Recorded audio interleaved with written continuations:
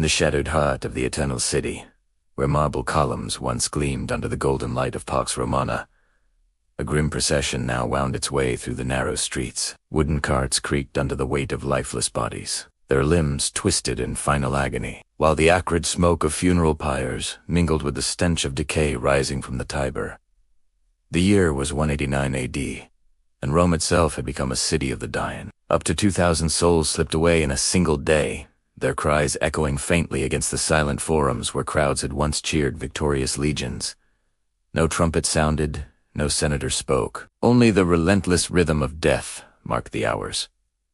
This was no ordinary pestilence. It had crept across the empire like a silent tide, turning the mightiest civilization of the ancient world into a landscape of quiet ruin. Yet the true horror lay not in the bodies piling in the streets, but in what this invisible invader had already begun to unravel deep within the foundations of Roman power. Rome had stood at the pinnacle of human achievement for nearly 2 centuries. Under the Antonine emperors, the empire stretched from the misty hills of Britain to the sun-baked sands of Egypt. From the shores of the Atlantic to the banks of the Euphrates, trade flowed along stone-paved roads and bustling sea lanes. Grain ships from Africa fed millions, while legions guarded frontiers that seemed impregnable. Aqueducts carried fresh water to gleaming cities.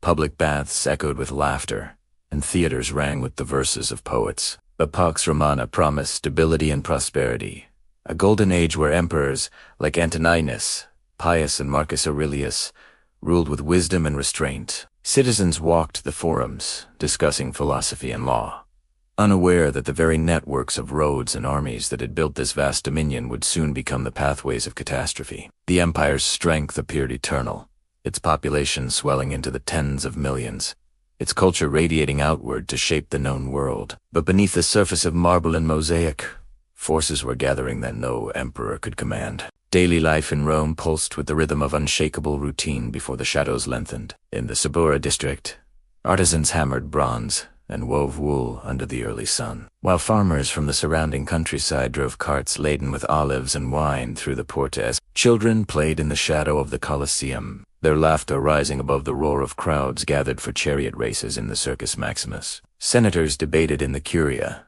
merchants haggled in the markets of Trajan's Forum, and legions drilled with polished discipline along the campus market. Baths steamed with scented oils, temples filled with incense offerings to Jupiter and the divine emperors, and slaves tended villas where fountains sang endlessly. Families gathered for meals of bread, fish, and garum, sharing stories of distant conquests. The empire's vast web of connections brought exotic spices from the east and silks from far beyond, creating an illusion of unbreakable harmony. Life moved forward in confident strides, with no hint that the very openness of borders and movement of troops would soon invite an enemy more deadly than any barbarian horde. Yet the first invisible warning signs had already begun to stir in the distant east.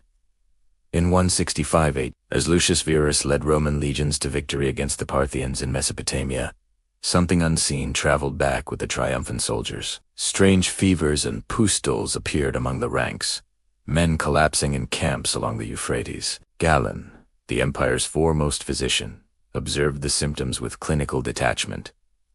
Violent eruptions on the skin, high fevers that burned through the body, and a rash that left survivors scarred. The disease had likely simmered in the crowded camps of the East, carried perhaps by merchants or prisoners, but the returning armies brought it westward like a hidden cargo. At first, reports were dismissed as mere battlefield ailments, the kind that always plagued campaigns. Marcus Aurelius, ruling alone after Verus's sudden death in 169, pressed on with his wars against the Marcomanni along the Danube, never suspecting that the legions themselves were becoming vectors of destruction. The empire's connectivity, once its greatest asset, had opened doors that could never be closed again.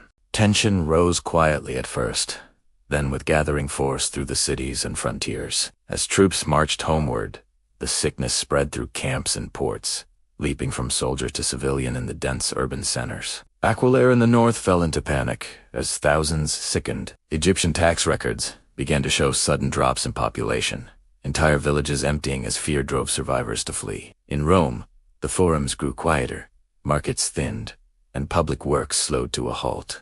Marcus Aurelius wrote his meditations amid the chaos, reflecting on duty while the army he commanded withered. No quarantine existed in the Roman world. Bodies were burned or buried hastily, but the disease traveled faster than any edict. By the late 170s, the legions that had held the frontiers firm were decimated, their ranks filled with raw recruits who lacked the discipline of veterans. Economic strain mounted as farms lay untended and trade routes faltered. Still, the empire pushed forward, its leaders believing the storm would pass as others had before. But the warnings had already turned to whispers of irreversible loss. Key decisions and mounting pressures sealed the path toward failure. Marcus Aurelius chose to maintain relentless campaigns against Germanic tribes, refusing to withdraw despite the plague's toll on his forces. Resources were poured into fortifications and conscription drives, even as manpower shortages grew acute. Galen documented the illness in detail, noting its pustular eruptions and high mortality. Yet Roman medicine offered no cure beyond herbal remedies and prayers. Emperors debased coinage to fund endless wars and relief efforts, sparking early inflation that eroded public trust. Civic building projects ceased across the empire, from Britain to Asia Minor, as labor vanished and revenues plummeted. The decision to keep borders open and armies mobile, once symbols of strength, now accelerated the spread. No one paused the flow of goods or people. The empire's vast infrastructure continued operating, carrying death alongside grain and soldiers. By the time the first wave peaked around 180 AD,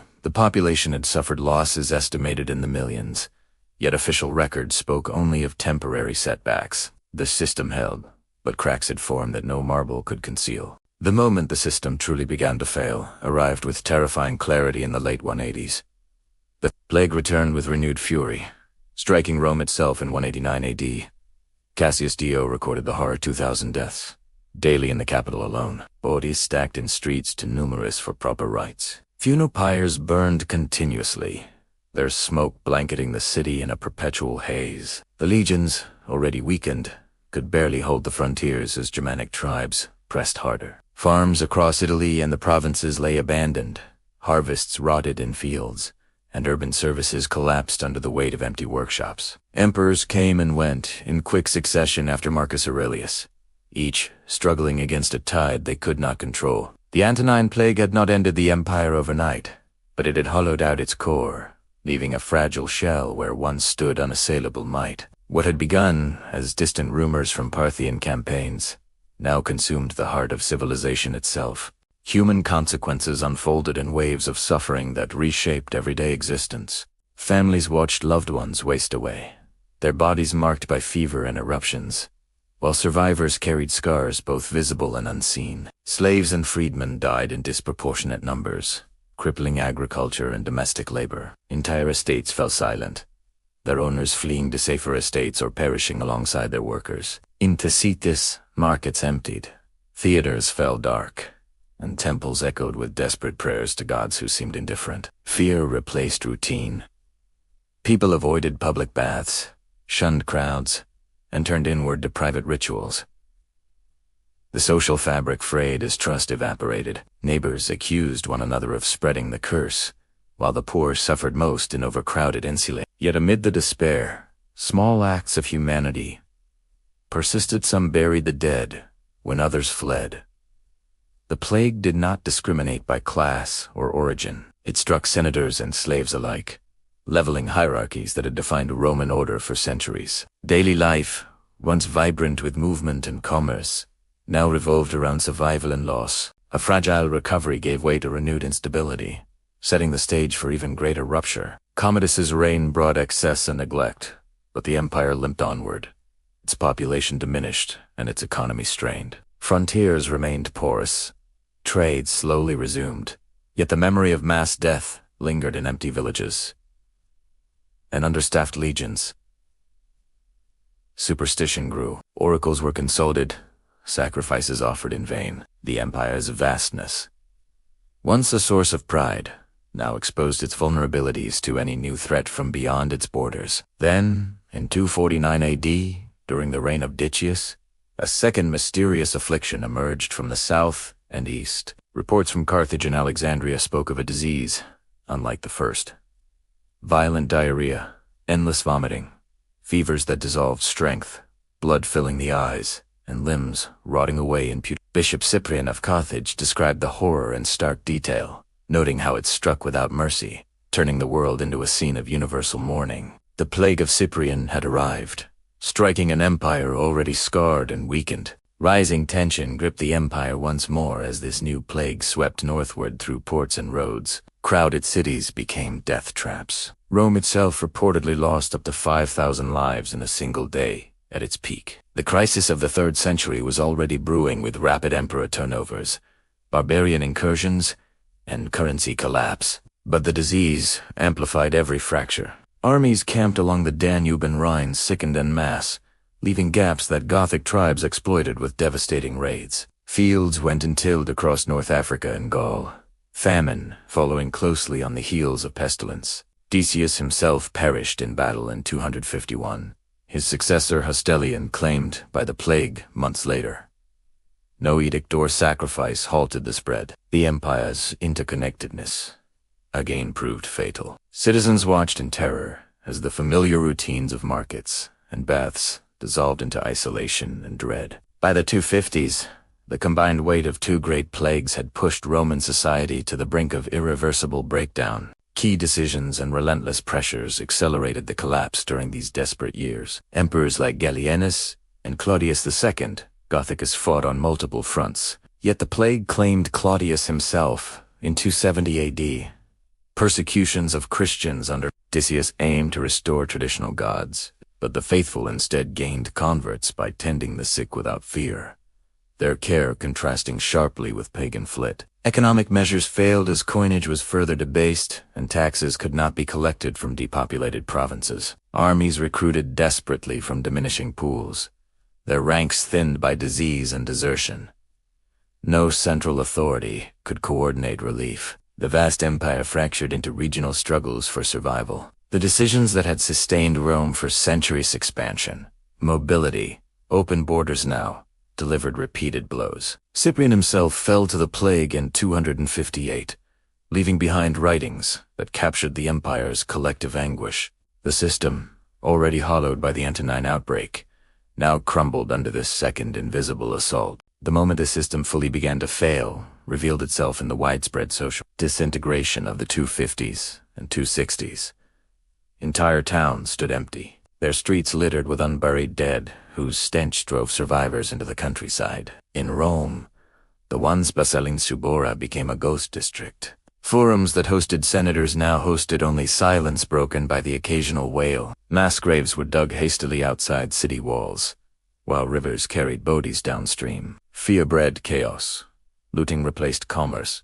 Families abandoned the ill to save themselves, and superstition fueled accusations of divine wrath. The legions, reduced to shadows of their former glory, could no longer secure the frontiers, allowing waves of invaders to pour across weakened borders. Agriculture collapsed as slaves and farmers perished in equal measure, triggering widespread famine that compounded the plague's toll.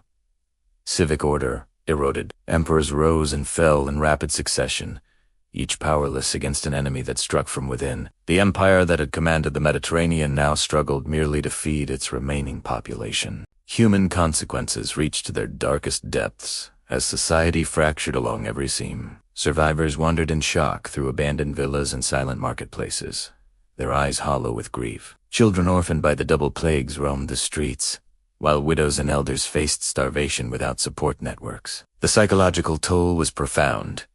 Temples overflowed with desperate offerings, yet many turned toward new faiths, promising salvation beyond the grave. Christians, refusing to flee and instead nursing the sick, drew thousands of converts who saw in their compassion a light amid the darkness. Social hierarchies dissolved as wealth lost meaning without labor to sustain it. Slaves who survived gained unexpected freedoms in depopulated lands. Fear permeated every interaction. Neighbors shunned one another. Travelers avoided roads once vital for trade. The empire's once confident citizens now lived in perpetual anticipation of the next wave, their daily existence reduced to scavenging and prayer. Bodies piled in streets told the story no historian needed to write. A civilization was breaking apart from the inside. Long-term historical impact echoed far beyond the final deaths in 270 AD. The combined devastation of the Antonine and Cyprian plagues permanently altered Rome's trajectory. reducing its population by millions and crippling its economic and military core. Depopulated provinces could no longer sustain vast armies or fund grand projects. Trade networks shrank, cities contracted, and frontiers retreated under barbarian pressure. The crisis of the 3rd century, intensified by these plagues, forced a reorganization under later emperors like Diocletian. But the Western Empire never regained its pre-165 vitality. Agriculture shifted toward smaller holdings. Labor shortages birthed new social relations that foreshadowed medieval structures, and Christianity's rise accelerated as old gods seemed powerless. The plagues reshaped not only demographics, but culture itself returned inward. Philosophy grappled with mortality, and the empire's confidence in eternal dominance shattered forever. What remained was a transformed world, its foundations cracked by invisible forces that Rhodes and legions had unwittingly carried home. The reflective weight of these plagues lingers across the centuries like an unanswered question hanging over the ruins of the Forum. Rome, the eternal city that had bent the world to its will, fell not to swords or sieges alone, but to silent killers that exploited every strength it possessed. The very networks of connection that built its glory became the conduits of its undoing, proving that even the mightiest empires remain vulnerable to forces no wall can exclude. Survivors rebuilt amid the silence of empty amphitheaters and overgrown aqueducts. Yet the memory of those endless funeral processions endured in chronicles and stone. Empires rise through vision and discipline, but they fracture when invisible enemies strike the heart of their order. In the quiet aftermath, one truth resonated through the ages. The collapse did not begin with chaos, it began quietly, with returning soldiers bearing unseen burdens. And by the time the signs became clear, the world they knew had already slipped away into history's long shadow.